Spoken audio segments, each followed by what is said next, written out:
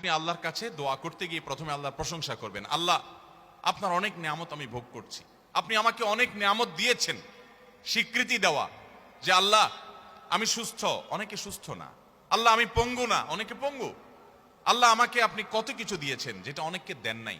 আমার চোখ দুটো ভালো, আমার অনেক নিয়ামত আমি আপনার ভোগ করছি। আল্লাহ, আমি আপনার নিয়ামতের শুকরিয়া আদায় করছি, স্বীকৃতি দিচ্ছি, কৃতজ্ঞতা আদায় করছি। হে আল্লাহ, আপনার রাসূলের প্রতি আপনি রহমত নাজিল করেন। আপনি যদি লম্বা চড়া বিস্তারিত না বলতে পারেন, আপনি সূরা ফাতিহাটা পড়েন, আলহামদুলিল্লাহ রাব্বিল আল্লাহর প্রশংসা সেখানে হয়ে গেছে, আলহামদুলিল্লাহ রাব্বিল আলামিন পড়েন, দুরূদ শরীফ পড়েন, বাস। এরপরে আপনি এবার বলেন আল্লাহ আপনি আমাকে মাফ করে দেন। আল্লাহ আমার বাবা চলে গেছেন, তাকে মাফ করে দেন। আল্লাহ আমার মা দুনিয়া থেকে চলে গেছেন, তাকে মাফ করে দেন। ভাইরা আমার, আসল কথা হলো আমরা সেই ব্যথাটাই অনুভব করি না। বাংলাদেশের মানুষ দোয়া করতেই জানে না, আর আমরাও এক শ্রেণী হুজুর আছি আপনাদেরকে দোয়া শিখাই না, আছি যে আমাদের মুসল্লিদেরকে আমরা দোয়া শিখাতে পারি নাই।